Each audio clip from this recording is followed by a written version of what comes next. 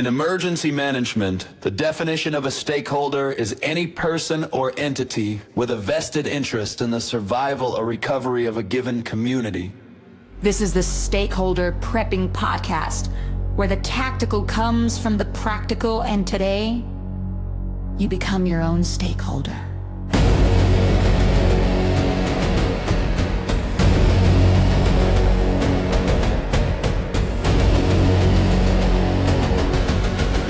Here are your hosts, Chris and AC. Welcome back to Stakeholder Prepping, where you are the stakeholder in your own survival. And over the last several weeks, we've been building towards this episode in ways that honestly may not have been obvious at first.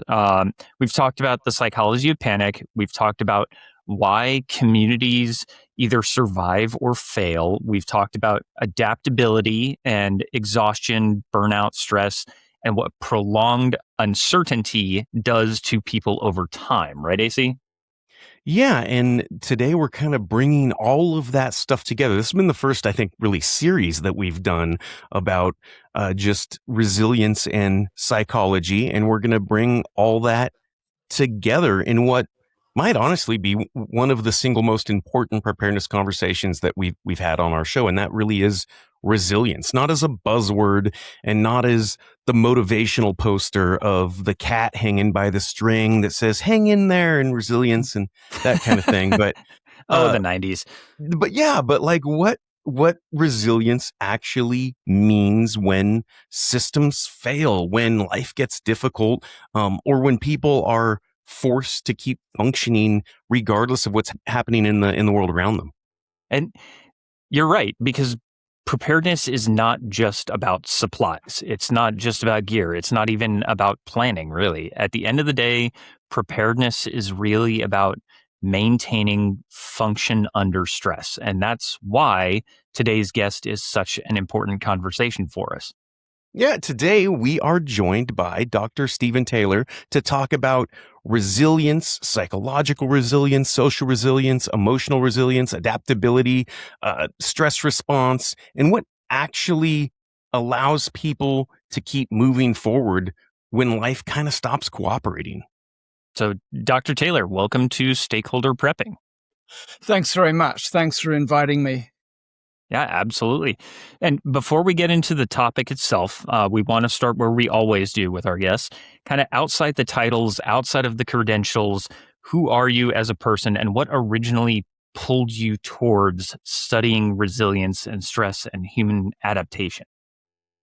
Wow, they're big questions. I guess We got an hour. You can just roll. Who is anyone?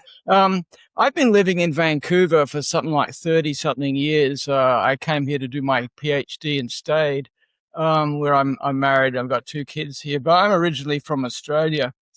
And I don't have any resilience background, except, I guess, growing up as kids, we would do a lot of camping. I'm talking about the 1970s when there was an abundance of everything and nobody thought anything would go extinct. So back then we did a lot of camping on the coast as a kid and spearfishing. So we were used to being self-sufficient back then. They're not preppers and not resilient, but used to that kind of self-sufficient thing. And I guess who am I now? Well, I do a lot of underwater photography. I don't kill animals anymore, but I do a lot of scuba diving, underwater photography when I'm not doing academic work. And how did I get interested in all this? Well, I guess it gets back to spearfishing again. I was a member of a group of people, and we would go out, and a couple of the guys there were psychiatric nurses, and they were a half generation older than me, but I used to listen to them talking about various cases and stuff, and I found it fascinating, and that got me interested to going into psychology. Very nice. Very cool. Yeah, that's awesome. I think Australians are just all sort of naturally resilient, and they don't they're from the continent where everything there can kill you anyway. Right. I remember the old Steve Irwin shows. Well, there are so many toxic animals, things that bite and sting and things like that. Yeah, you learn to Take care of everything yourself. could kill you. It's like, this is the 12th most deadliest crocodile in the world. If it bites me, I'm gonna for sure. And then, crikey, he's biting me. So, yeah, I think I think Australians in general are just very resilient people because everything And around I them will can kill them. say, Dr. Taylor, you do have a couple of Aussie fans that are listening. So if you want to say Yeah, hello to your fellow home we do have a countrymen. couple of Aussie fans. Yeah. Wow, thank you. So we do want to ask, several questions about resilience, and all of this kind of leans back on our previous 4 episodes. So when people hear the word resilience, what do you think they most commonly misunderstand about it, especially when it comes to disaster response and how kind of that PTSD and the psychology of disaster? What is most misunderstood about that in the recovery process? In my experience, the biggest misconception is the misconception that resilient people don't get upset. The idea that resilient people are like Homelander or some superhero character. But that's not true at all. The resilient people, they're everyday people you see around. Resilience is about bouncing back from adversity. It's not about not getting upset. It's just like courage, People who are courageous are often frightened when they're doing courageous things. It's the same with resilience. Resilient people can be upset. They can be depressed. They can be angry or stressed out, but it's the bouncing back that defines resilience. That's really interesting. I like that. And, we talk a lot about some of the skills people are born with versus learned skills, like leadership and things like that. We talk a lot about, but is resilience something that people are generally born with, or is it something that can genuinely be trained and developed like any other skill? The answer is yes. Just about everything that concerns psychology has a genetic component and an environmental component. Traits or things like resilience arise from gene-environment interaction. So you're born with a particular genetic predisposition, and your environment and your learning experiences shape things. So yes, people can learn to improve their resilience. That's Interesting. really interesting. So you truly are born with the resilience gene. Well, yeah, you're born with the things that contribute to resilience. Yes. Interesting. So does resilience look differently psychologically, or does it look different on like a MRI or fMRI than people imagine it does? Or does it look actually different on a brain scan with somebody who has a high level of resilience versus somebody who just rolls over and takes it? I'm not aware of the brain scan studies on resilient versus less resilient people, but I'm very familiar with the anxiety disorder scans. And I would think that resilient people versus non-resilient, when they're in identical conditions, let's say they're not stressed, they would look identical in the brain scans. When challenged, when presented with a stressor, the resilient people, by definition, bounce back. So you would think that would be reflected in patterns of brain activation, particularly stress and fear circuits in the brain. So that goes back to what we were talking about with the cortisol levels and how all of that circuitry and that bioresponse, it does affect your brain when you're scared. Yes, very much so. So fear is very much a brain event. It's not just only psychological. That's crazy. We actually did a whole episode kind of on the HPA axis and how and what actually happens sort of physiologically in those very high stress situations and high stress environments. And I'm sure you have spent time with interviewed people who've spent time in like combat situations where it just does something psychologically to you. Yes, absolutely. It's almost like we do research for this. If I can just throw something in there, just to Go ahead. Yeah. I've seen lots of trauma patients, and one of the things that the combat people describe is how boring it is when they get back to civilian life. It lacks the stimulation. So they're in stimulation overdrive if they're in a theater of combat and they get back, and there's that lack of an adrenaline rush, and things can seem pretty bland and boring in comparison. So yeah, that does happen.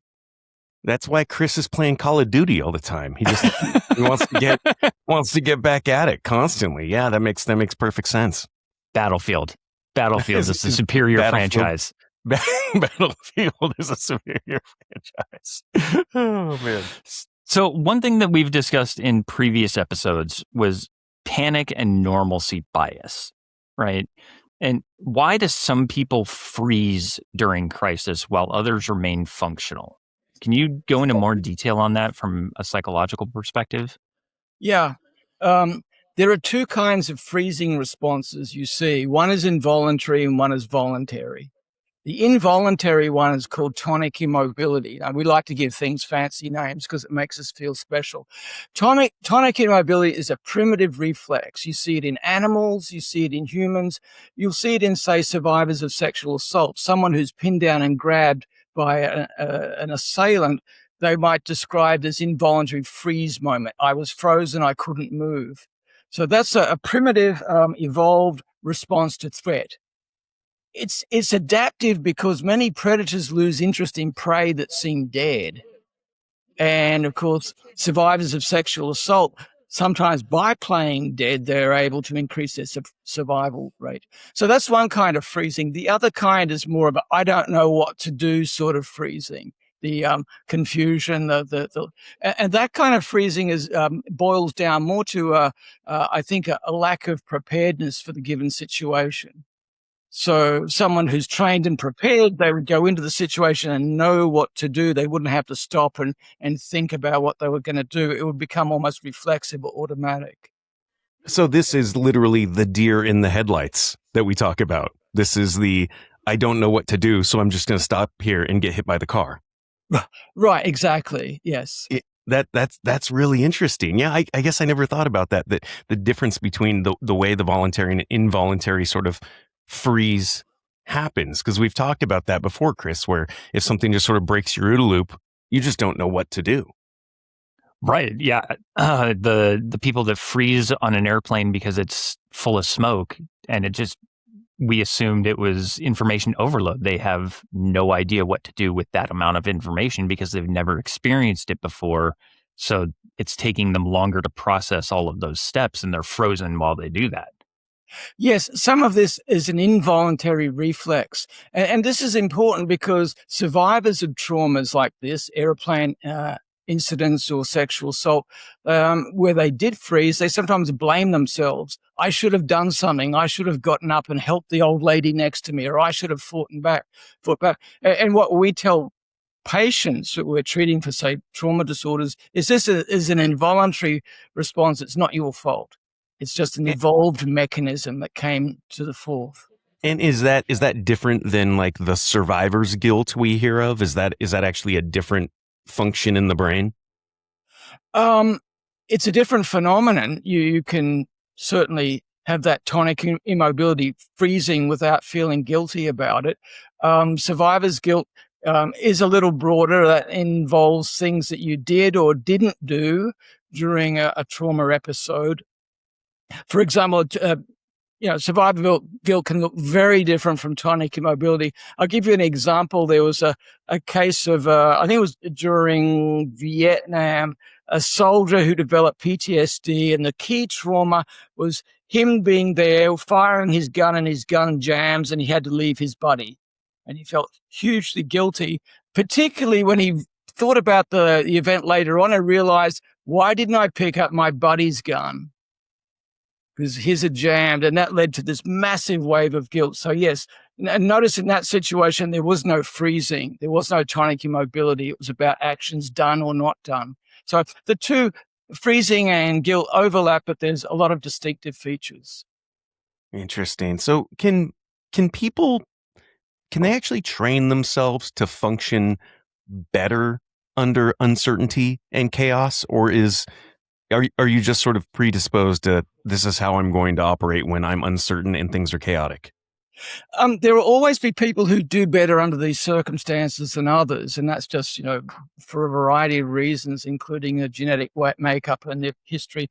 But you can train people to be more resilient, and these are the so-called, for example, you're familiar with toughening up exercises, boot camp sorts of ordeals, things like that, where you're preparing or training in the thing you're being prepared for.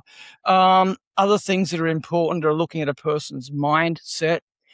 People who are resilient tend to have a hardy mindset. And what I mean by that is they tend to see stresses in terms of commitment, control, and challenge. So they'll see a stressor as a challenge rather than a threat. So you notice how that's hardy. I've got a challenge here rather than something, a threat. They're committed to dealing with it. And they see themselves as having some degree of control. So those hardy attitudes, they're kind of like the cognitive core of resilience, and they're things you can train people in. So that would be the stress inoculation aspect, along with the attitude that you see in a lot of special forces and CAG and SEALs, the higher tier 1, tier 2 operators that are the core backbone of a lot of military operations around the world. Yes, exactly. I like that. Just reframing your mind to think of things as a challenge rather than some kind of chaotic event. I mean, yeah, it makes all the sense in the world, right? To say this is a challenge, this is a hurdle I'm going to get over, not this is something this is adversity that I can't overcome or something like that. I mean, it seems like such a simple thing in your head to say, I'm just going to approach situations as if they are a hurdle, a contest, a challenge for me. And then it's almost fun. Yeah, it's one of those things that are simple to say but hard to implement. Simple but not easy. You've got to practice. It's not a matter of looking in the mirror and repeating some daily affirmations and going out there. You've got to practice looking at things as challenges and practicing dealing with those sorts of things, practicing the sorts of say, coping skills or problem-solving skills you would need to turn a threat into a challenge. So it does take some work. So that falls along lines of what we've been saying a lot on this show is practice your preps. Yeah. Again, it's like we almost halfway know what we're talking about. We're almost there, man. We almost know the things. We almost know what we're talking about. So when we talk about people with little adversity or challenge in their life, can having too little adversity actually make you more fragile over time? I don't know about more fragile over time, but if you've lived a very cushy life and you've had no adversity, you've had no toughening up experience, you've really then had no experience dealing with or overcoming adversity. So it's not that you've become more fragile, it's the fact that you haven't built up resilience over time. And so in those situations, the person might find that they're not doing as well as they would like under a stressful circumstance because they're not prepared for it. That makes sense. So branching kind of out from the individual, how does this apply to the community as a whole? Like take Katrina or Hurricane Sandy or even 9/11, for example. How do these individual concepts spread across the community, and how can they be applied to community resilience to come back from a major disaster? Mm-hmm. Well, that's important, and they're linked. Individual resilience and community resilience interact with each other. You're more likely to be resilient as an individual if you've got social support. So that's family support, friends, and so forth. You've got the resources. So communities that are set up, that are in a good place for dealing with adversity, that had some kind of resilience set up, their members are more likely to be resilient too by that very fact that their community is in a better place for dealing with disasters.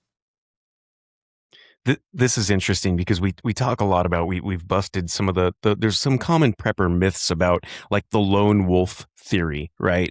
I'm just going to go it alone and I'll be fine. And I think we've thrown a lot of examples and a lot of arguments at that fallacy, and we usually focus sometimes on the physical stuff, like you have to sleep, or it's harder if you hurt yourself. It's far harder to take care of yourself if it's just you. But yeah, it sounds like you can really help us sort of bust that fallacy from the resilience side of things, that without emotional support and psychological support from the community, you will just go crazy and you will be less resilient if you try to go it alone. Is that correct?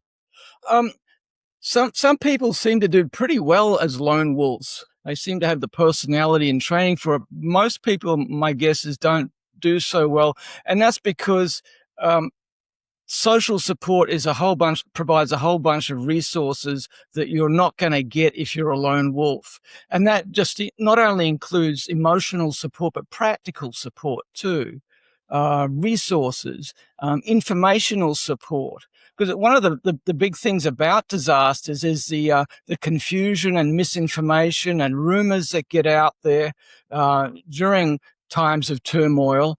And if you've got a good social support network or a good network of information you can go to, then that's going to be helpful for you. But if you're a lone wolf, cut off from all of those things, you don't have access to those resources. So that could be a situation where a lone wolf might not do as well as other people. That totally checks. Every single piece of that totally checks. You may not go crazy, but you're also risking not having anyone to talk to except the other 5 voices in your head. So, right. Yeah, and one thing that I think the preparedness communities talk about constantly is it's gear and logistics, right? And nobody wants to talk about the emotional sustainability. But why do people, in your opinion, underestimate emotional exhaustion so badly? Why is that just not on people's radar? I guess it's considered a soft skill or a soft ability, a psychological thing, and whereas logistics and gear are practical things that people can point to and say they're real things, and so I guess it's easy to ignore or understate the stuff that's less visible. But the training of the mindset is hugely important. If you take an analogy, let's say parachuting, you need 2 things to go safely parachuting. You need training and you need a parachute. Yeah. One without the other's not going to help. So you do need the psychological stuff, but obviously it's not enough by itself. and there's some things you just can't quite wing it. You need 2 things to go smoothly. That's right. So how, along those same lines, how important is predictability and routine to the human mind? Because in a disaster, predictability is out the window. Routines are often shattered. They don't exist. You can't walk down the street to the post office and pick up your mail and then go to the coffee shop down on the corner and have your morning coffee and any of that, because it's all gone. So how important is predictability and routines to the human mind and by extension to resiliency in the community? Yeah. Prediction and control are hugely important in coping. In fact, people are prediction machines. Conspiracy theorists are the best examples where people try and join the dots to find patterns where none might exist. But people seem to be born to choose, to make predictions and exert control. Babies are born to choose. Babies like feeding themselves as soon as they can. And so people usually find unpredictability unpleasant. People prefer, in general, predictable environments. Some people do better than others at dealing with predictability. There's a personality trait called the intolerance of uncertainty. And people who score high on this trait have a lot of difficulty dealing with unpredictabilities in their life. And they're more likely to become distressed during things like COVID-19, for example, or other sorts of stresses. And interestingly, people try and cope with unpredictability in various ways. Some people score high on this trait called need for cognitive closure. And they're people who, when they're faced with an ambiguous or unpredictable situation, they'll latch onto the first reasonable explanation they can come up with. In other words, they'll seize and freeze on this explanation and won't want to give it up. And that might be even a conspiracy theory. But that's how some people try and deal with unpredictability, by grabbing at whatever explanation there might be out there, regardless of how implausible it might be. Man, you're like describing me to a fault here, man. I hate surprise parties, and like I'm Occam's razor to a T. Like that's it for me. I'm like, yep, it's probably that thing. And yeah, I want to know everything that happens before it happens always. Yeah, I don't know if you know, but this hat is tinfoil lined. Oh yeah, good on you. Yeah, awesome. So what does that kind of uncertainty do to people psychologically over an extended period of time? Well, people who have a really tough time tolerating uncertainty, they tend to be very anxious. They tend to worry a lot.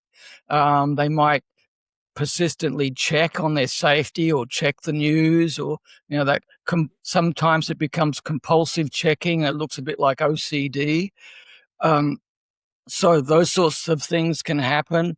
Or if some people who have a lot of trouble with uncertainty, they might avoid news sources because of the distressing uncertainty in them. So people try and deal with uncertainty in various sorts of ways. Some ways are more healthy and some less so.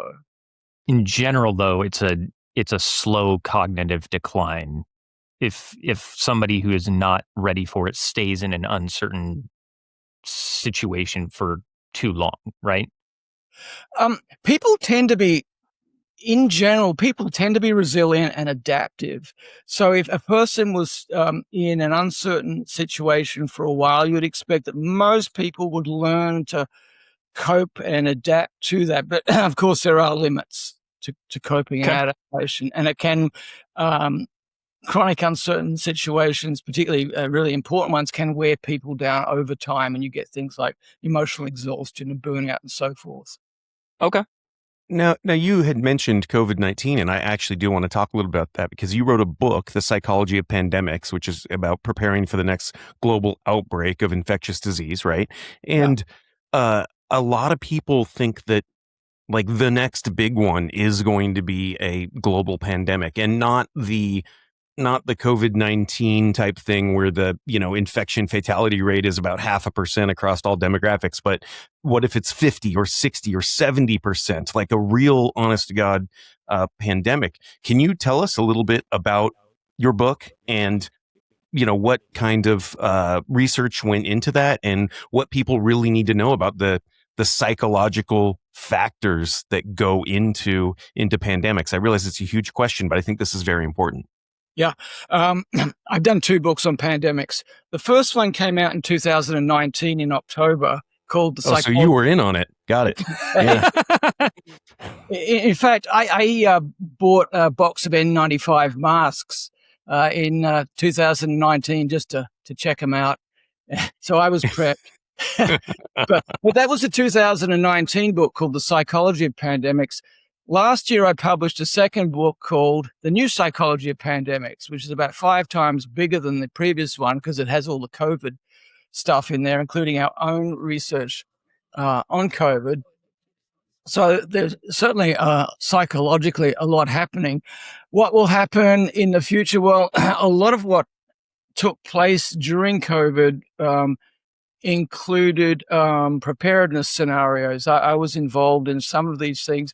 It is really difficult to predict, A, the next pandemic, and B, what the next pandemic will look like because of all these different wild card variables that are just impossible, very difficult to predict. But what we can say with reasonable certainty is, yes, there will be another pandemic. There have been pandemics for as long as humans have been living in civilized societies. And second, with climate change, we will be seeing not so much new pandemics, but a rise of infections that you don't usually get in your regional communities. So, for example, an increase in malaria in temperate countries, for example. So we will be seeing some of those things. And those smaller outbreaks can evoke similar psychological responses as the bigger pandemics. For example, panic buying, conspiracy theories, and so forth. So invest in toilet paper now because the panic buying is going to happen again. That was the funny thing about COVID. We predicted lots of things. We knew there was panic buying, but that wild card, toilet paper over purchasing, nobody predicted. Toilet paper and bottled water, for some reason, that's all you need if there's a global pandemic is toilet paper and bottled water. That's for some reason, that's it. Yeah, that's kind of crazy. should have invested in Kimberly Scott paper products. Didn't do it, but so Next time. and with pandemic research and all of the research that you put into it, especially with, I mean, government responses across the world and especially lockdown procedures and everything that all of these governments were throwing into it, and there was true scare along every line of business, basically. Did you learn anything about the resilience side and how mass public responded to those changing conditions in real time? There was some evidence of this. We collected data pre-pandemic on some people and were able to look at how they responded. The people who prior to COVID, who were more resilient, who were less impacted by mental health problems, they tended to do better during the pandemic. But taken as a group, for most people, the anxiety spiked early in the pandemic or early in the first wave, let's say 2020, and then anxiety gradually went down, and they were trends across the board. So for most people, they became anxious early on or at the start of a new wave of infection, and they gradually acclimated or adjusted to the, quote, new normal. Interesting.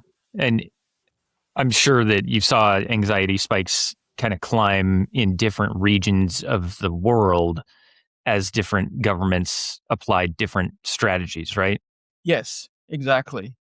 So you'd mentioned a little bit ago about, there are exercises people can do to become more resilient. If somebody listening today wanted to become meaningfully more resilient over the next, several months, where would you tell them to focus? What would you tell them to do? What are some of those exercises that you could do to just make yourself a more resilient person? First thing I'd want to do is I would need to know about their background, because some people wanting to become more resilient have active mental health problems that need to be treated first in order to become resilient. Let's say you have panic disorder or generalized anxiety disorder, or you're in the middle of a major depressive episode and you want to become more resilient. Great idea, but you need to get that targeted first. So that would be a first step before looking toward resilience. Similarly, you want to target any important things in your life that are relevant to your resilience. I'll give you an example it's sort of relevant. A few years ago, we were running treatment studies on post-traumatic stress disorder, and we were recruiting people from the community. We had some people who were homeless wanting treatment for PTSD. They were homeless, so living under bridges. And we said, look, being homeless is a risk factor for further trauma and further PTSD. We can't make you more resilient until you fix your current living situation. So it's a question of timing and context. If someone wants to become more resilient and they have a mental health problem, they need to get that addressed. Or if they have a major living circumstance that needs to be addressed for it, it's a question of priorities, really. Okay, so let's say you've got all of those things sorted out and you want to become more resilient. There are cognitive behavioral programs can help with this. Never underestimate the power of physical exercise and physical conditioning in improving people's resilience as well. So it's not just the cognitive stuff; it's the physical stuff as well. Stress management exercises, things like that. All of those sorts of things can meaningfully contribute to improving a person's resilience. So working out and the combat breathing is actually good for you overall. It's good for your mental acuity. Absolutely.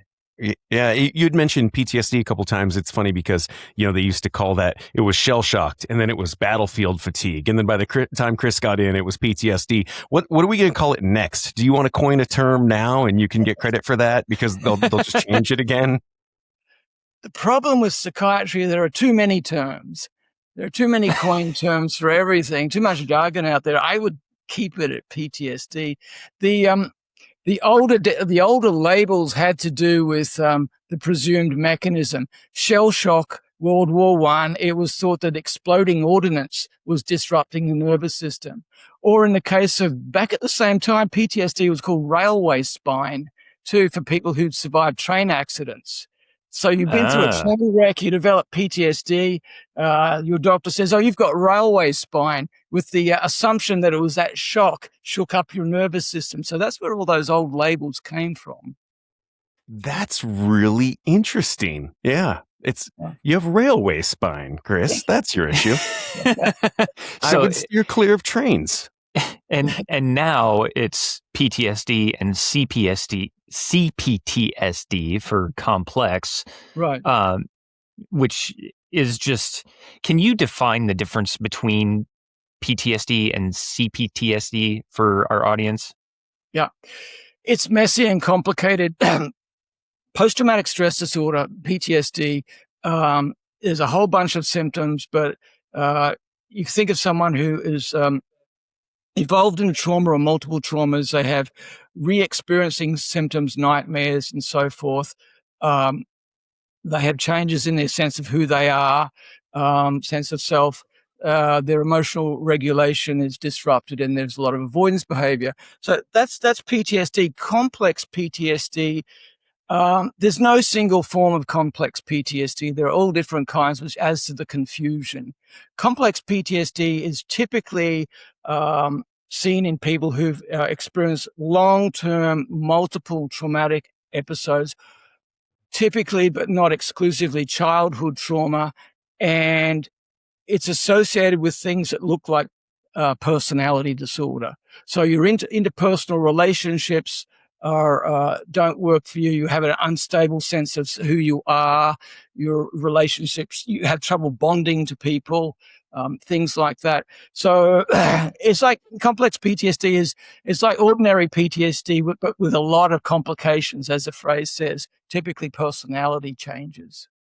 Gotcha. And that, I hope that helps someone in our audience understand the difference, because it is a complex difference, and there's not a lot of people that can put it so succinctly as that. Yeah, that's pretty good.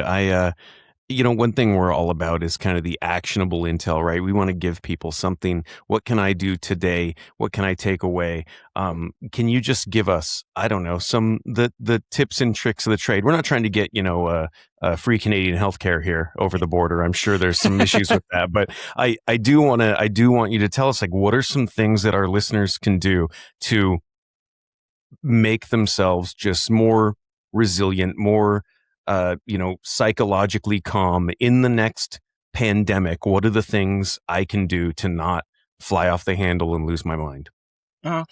One thing that's important to do is to narrow down your goals. If I said to myself, I want to become more resilient, it's an amorphous goal, isn't it? How would I know? More resilient to what? So I guess you need to narrow things down and set some priorities. What do I want to become more resilient with? What went well the last time around in COVID, and what didn't go so well, and what could I do differently next time? Maybe my stress was expressed as increased irritability, which may be difficult to be around for family members. Maybe that's something I could work on next time, or things like that. So doing a kind of review of how things went. Doing that self-assessment is very important to figuring out what's actually going on and what do you want to work on, right? Exactly. Yes. Yeah, it's interesting. I don't know, Chris, did you have anything for me during COVID? Like, I was pretty lucky, right? I live out in the middle of nowhere, kind of on a homestead. I didn't really have to leave the house a lot. Like, I was out here raw dogging fresh air while everybody was, wearing masks and, trying to make it through their lives. But for me, the biggest issue was not knowing. It was this perpetual kind of 2 weeks to flatten the curve. And had I known that I wasn't going to have to get on an airplane and go to some shitty part of the world for 2 years, I would have learned Spanish or something, like I would have taken something on, but it was the not knowing. I just never really felt like I didn't accomplish anything for 2 years. Really. I guess I did, but that's the way I feel looking back, because had I known that I was going to have 2 years to do whatever I wanted, there's a whole lot of other things I think I would have done. And it was that not knowing that I think really messed with me during COVID. Mm-hmm.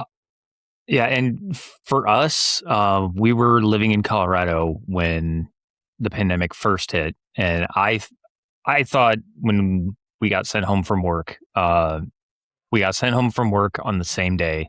My wife got sent home like an hour and a half, 2 hours before I did, and so she got the extra bedroom that I was thinking was going to be my office. She got there first, and she claimed it. So I took the other spare bedroom.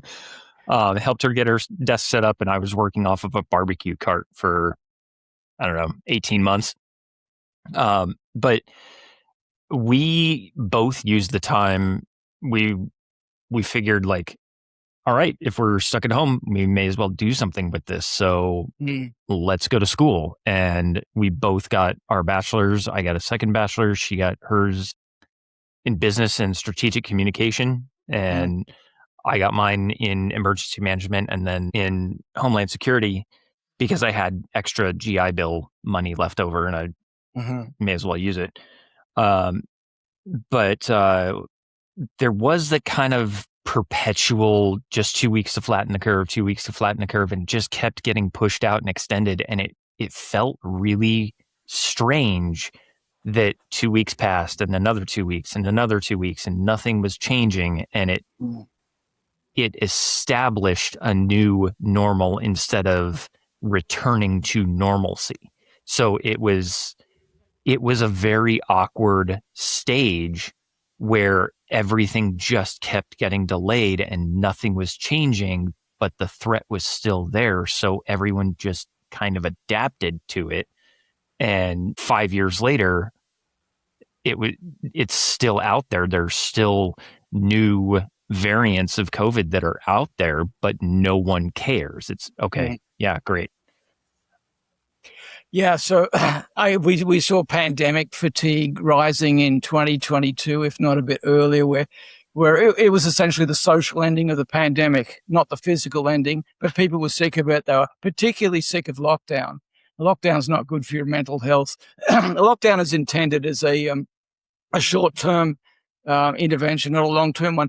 Incidentally, the complaints and objections to lockdown we saw during COVID were identical to those voiced in the 17th century during plague lockdowns. Same thing. Interesting. Even Old before school. next, people hated lockdown. Like their internet was too slow too? Yeah, no kidding. Yeah. That's really interesting, and speaking of that, there's one thing that I've heard so many times from people is like the kids who were in school or graduating during COVID and how just detrimental that was to everything. Like I've heard a lot of people say that we kind of almost ruined a generation of people because you didn't go to prom and all these kinds of things. But are you seeing that now, the years after COVID? Are you seeing patients that were in that, say teenage time frame of their life then, and they're still seeing fallout from that COVID, from not going to high school, from not attending prom, from not having the social interaction that develops you in that 17, 18-year-old part of your brain? Are you still seeing that? The big ones we see are the people who've developed long COVID or had a worsening of, say, an anxiety disorder. So I guess they're not really represented. They're an extreme group. As for the development of young adults or adolescents, I don't think we're really going to know, but for a few years. My kids, for example, they're 19 and 21 now, so they were in high school during COVID. They thought they didn't like it. They found it very difficult for learning. But it doesn't seem to have impacted them in any long-term fashion. But no doubt there are other kids out there who are more severely impacted. Partly, I think it also depends on the home environment as well. If you've got an environment where you're experiencing either the extremes of overcrowding versus social isolation, both of those are hard and can make it hard to focus on school, things like that. Sure. Well, and obviously, and I'm sure this is true for your home, when you told millions of parents that they are now teachers. If your parent was better at being a teacher, your kids are probably not dumb now. And so you've got a bunch of parents that were not prepared to be teachers for, 3 or 4 years. So I can see that being a huge issue for, the developing, younger kids. It just has to be crazy. I couldn't imagine. Yeah, yeah. Funny thing is, though, kids tend to be pretty resilient. They tend to bounce back pretty well from things. But no doubt there are some people impacted in a long-term way from the pandemic. Again, as I said, especially the long COVID cases and the people with pre-existing emotional problems. Interesting. I will probably say that those kids that grew up in that time frame, in those critical formative years, going to school and working on iPads or whatever, they probably have more computer skills than the three of us put together. Probably, yeah. Oh yeah, 100%. I mean, I couldn't imagine if I was in high school then, and then they just sent you home with all this free technology. Yeah, I would be mining Bitcoin like most of the day, probably with all my free resources. But I want to give you a chance to kind of talk about yourself and your work and your books. You've written like how many books? Dozens, 20 books or something? Yeah, about that. Yeah. Wow.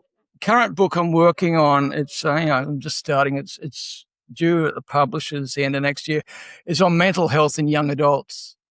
So looking at people from the ages of 19 to 29, because that's a developmental period. It's called emerging adulthood, which they have people specific sorts of challenges like finding out who you are, where you want to be when you get older, and of course all this AI stuff has thrown all this thing into turmoil. So that's what I'm working at the moment. Interesting. And are you, I just couldn't imagine being a kid now, Chris. I'm sure you couldn't either, but with, the internet and social media and things like that, it is poison, right? Like the social media, it truly is, right? Bad for it's brain rot, isn't it? Are there good aspects of TikTok? I'm not on TikTok, but I mean, I'm not. We were latchkey kids, so right, 100%. Yeah, I'm totally cool running out into the backyard with a bat and a ball and seeing how many neighbors' fences I can crack it over. That sounds like us in Australia. Interestingly, back on social media in COVID, there was a big meta-analysis done a few years ago, finding that the relationship between social media viewing and mental health, the correlation was 0 during COVID. So on an aggregate basis, it didn't matter how much TikTok you were watching.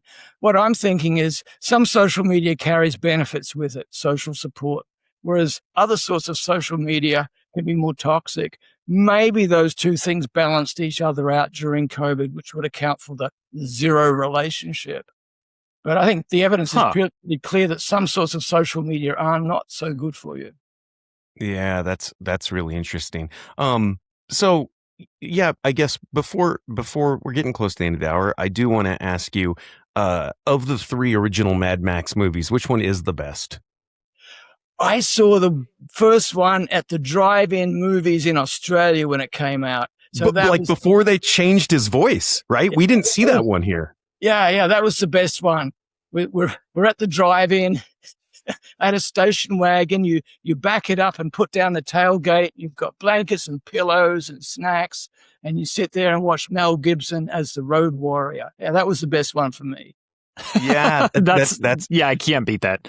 Remember that? Because I don't know, was that late 70s or like 81 or something? But the original Mad Max, they changed his voice when they brought it to the US. They dubbed it over because it didn't test well here. We couldn't understand his accent. And so they actually dubbed it over. If you went and rented the original Mad Max now, you can tell that the entire thing is synced over because Mad Max or Mel Gibson's accent was like far too strong for the American market. Right. Well, I could have put subtitles in like they did in Train Spotting. Maybe they could have done that for Max. Tina Turner's just always going to take the cake out of the Mad Max movies for me. Yeah, Thunderdome was a good one. Yeah, the original three. You know, I haven't really the new ones. They just don't do it for me. It's weird. The original three were awesome. I think they were all filmed in Australia, weren't they? All three of them. I think they were. I don't know. I just remember the first one the best, and that was my favorite. Yeah, the original. I got to go back and watch the original Mad Max again. So with all of that, that kind of brings a question to mind. What importance does humor or morale have in resilience? It depends on the kind of humor. Gallows humor has been around for the longest time. Dark humor, making a bleak situation seem comical or absurd. People have used gallows humor for centuries to cope with things. In fact, in my recent pandemic book, I collected a bunch of jokes from the 17th and 18th century about gallows humor during the plague. They're not very funny because humor doesn't travel well over the centuries, but humor is very important. However, with this dark or gallows humor, there's a risk it can be alienating to other people. So that's where that kind of humor. Other sorts of humor, it's a shared release, it's affiliative, it's socially bonding. So humor can be really important. Okay, and that absolutely makes sense. I've never heard of that. Would the word gallows, like the gallows, like the hanging station, is that where that word comes from? Gallows humor? Where does gallows humor come from? It's is it like the executioner? Is that where it comes from? Like that's where the dark humor comes from? Well, that's a good question. When I hear it, I think of someone standing at the gallows. Do you have any last words? That's sort of humor where you're in this impossibly bleak situation and you make fun of it. That's my understanding, but I'm not 100% sure. That's kind of what I was thinking, is exactly that. Yeah, that's interesting. I just hadn't heard the term gallows humor before for that sort of dark, bleak humor. Yeah, I think of the James Franco meme, First Time. Yeah, where he's standing there with the noose around his neck first time. Yep. Yeah.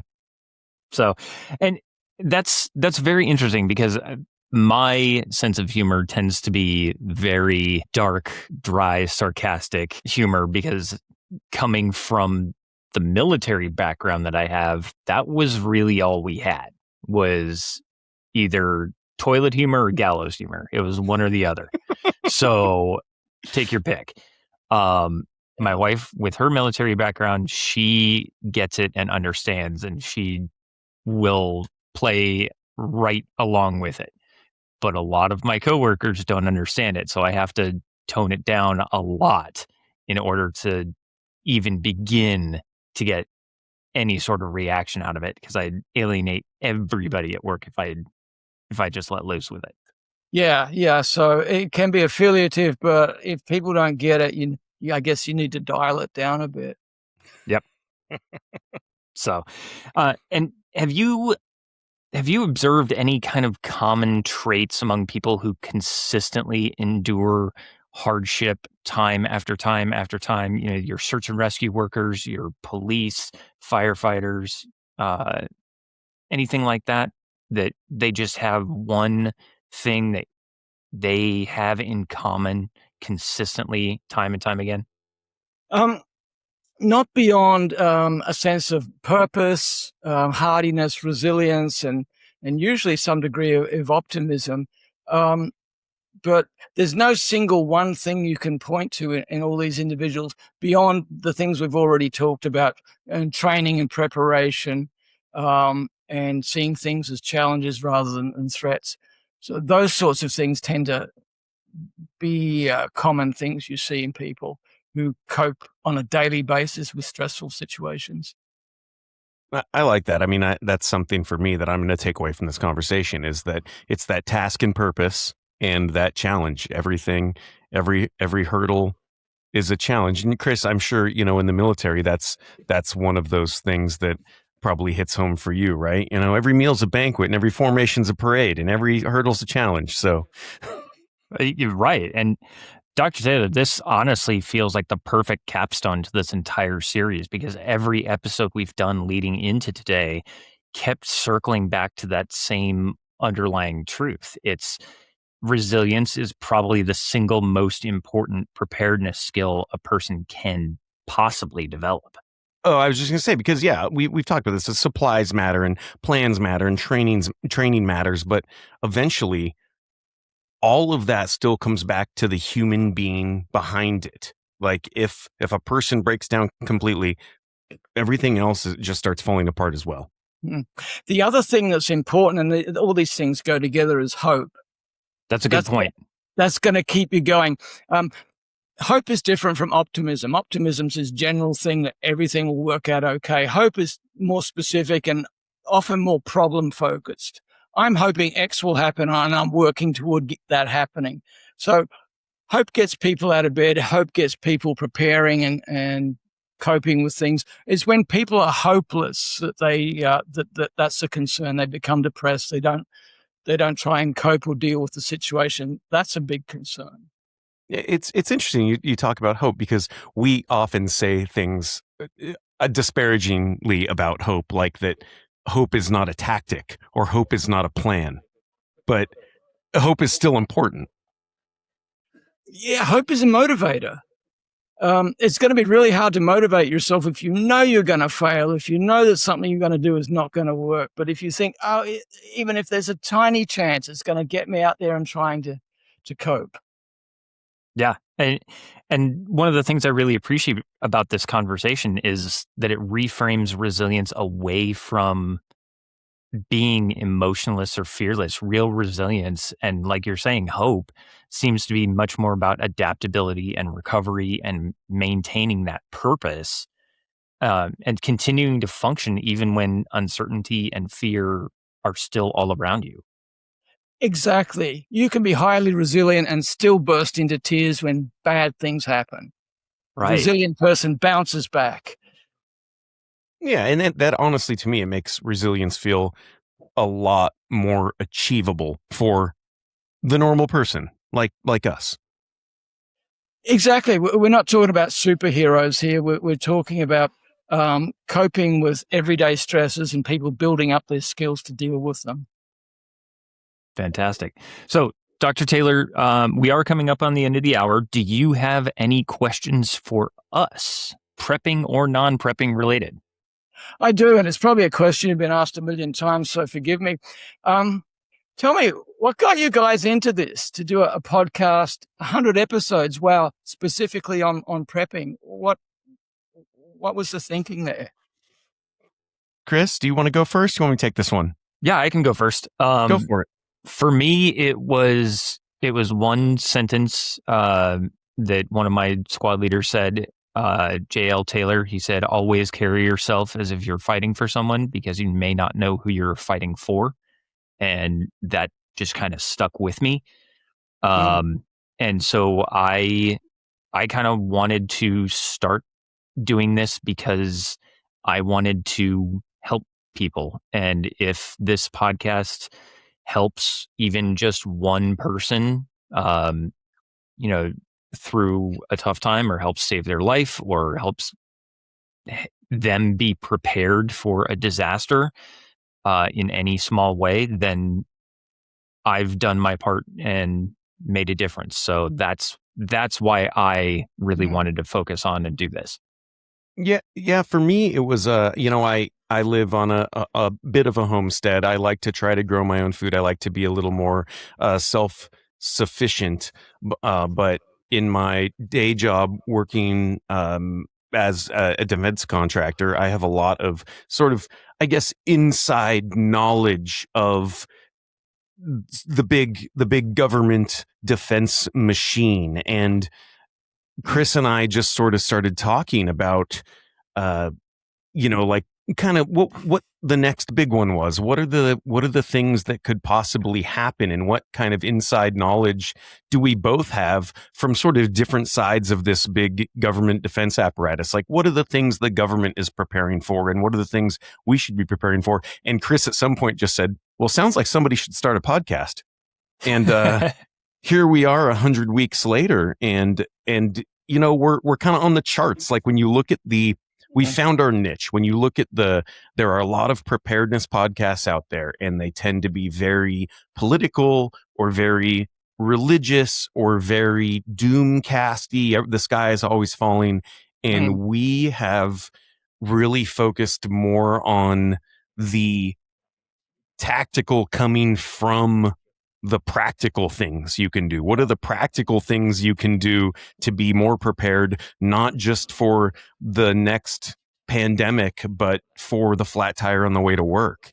And so we've kind of found our niche, and we've got awesome listeners who actually really enjoy this kind of content. The kind of content where you bring on a professional like yourself is not something that most or any of the other kind of preparedness podcasts out there will do, because they're focused on the gear and the kit and the guns and the government's going to come and take all your gold.